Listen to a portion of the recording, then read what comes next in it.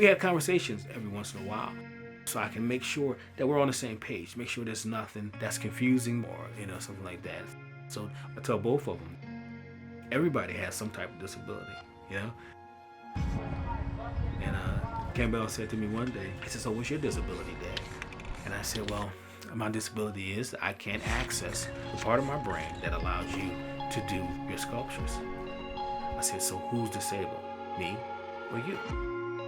And he looked at me, he smiled, and that made him feel good.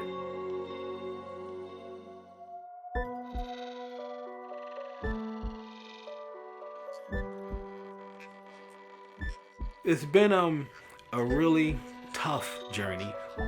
It didn't all happen really quick. Young Kambel was violent, very disobedient, didn't really speak too much. When he did say anything, it would be a profanity. I thought he was a kid that needed discipline, so he and I went at it constantly. He was trying to say something, but we weren't listening to him.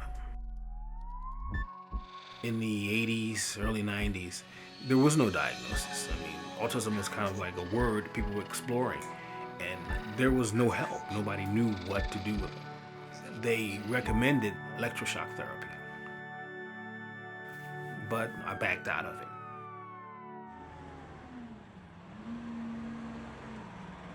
What are y'all doing? I'm just curious. We're doing a film on this sculptor. Who made it? He did. He's super you made talented. it? Out of what? Cardboard. It takes about 4 months. Oh, he made the bridge too? Mm-hmm. How long did it take you to make the bridge? About 3 months. Hey, that's crazy. And he did it all by hand, by himself, from scratch? Yep. And I figured that there had to be another way. So, in order to really help him, I had to learn to listen with my eyes. And I didn't know how to do that before. I uncrumpled the papers, and it was drawings of this superhero that he called Survivor. And I asked him why he put those papers in the event. He said that people wouldn't understand. And I said, okay, now I've got you. I know who you believe you are. I know these things about you. So what I did was I created stories about the character. We started to bond with this. It moved more to not me just telling the stories, but him illustrating what I was telling. So we started to draw and tell stories until we actually had the makings of a book, and we published our first book.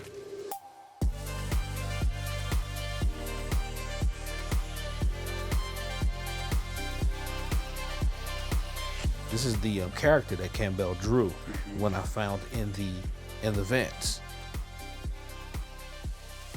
One day we were talking, and he said, "Am I autistic?"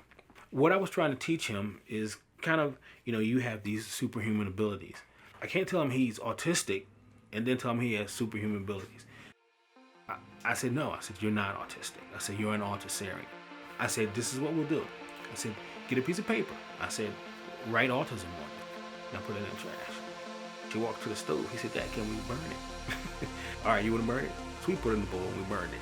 So after that, that's when he started really excelling in the sculptures. After he had dropped that load. The Autisarian with a special ability, they become superheroes.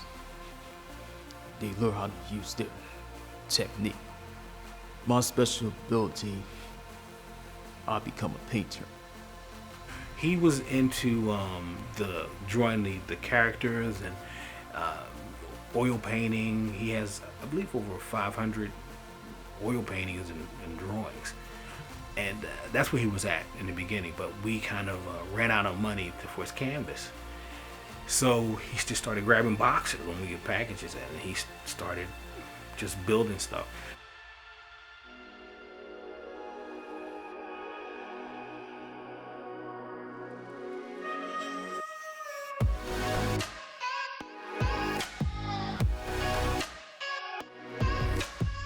I was self-taught without no experimental training. Philadelphia Museum of Art.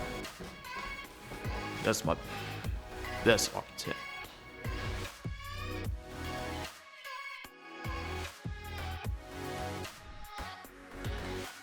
What excites me is that transformation of two-dimensional photographic image to these incredible sculptures in the exactitude of scale and proportion, but the incredible Kambel, touch, the human touch in these works.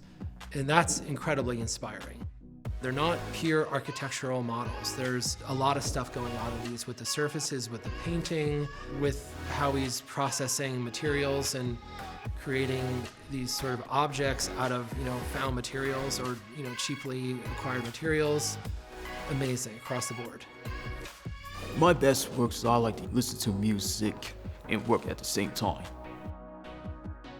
It gives me a lot of patience to focus on the detail and concentrate with the look.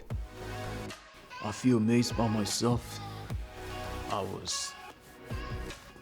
felt excited.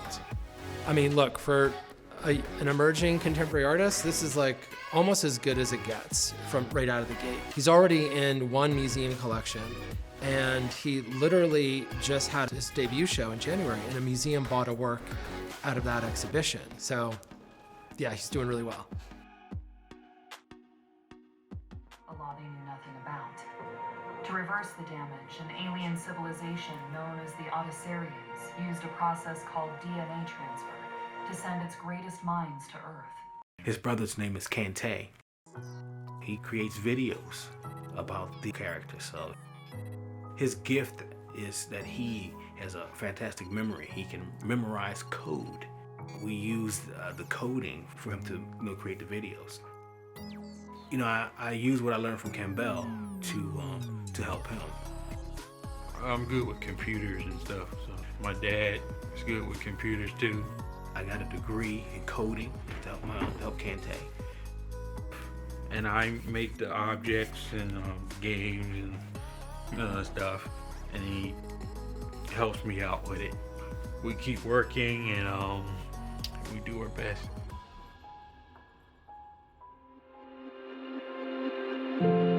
I'll have a section in the house. This section is Kambel Studio. The next section over there is Kantai Studio. I kind of like it, I might have to find a little space in the corner somewhere, but that's okay. That's all right. I'm okay with that.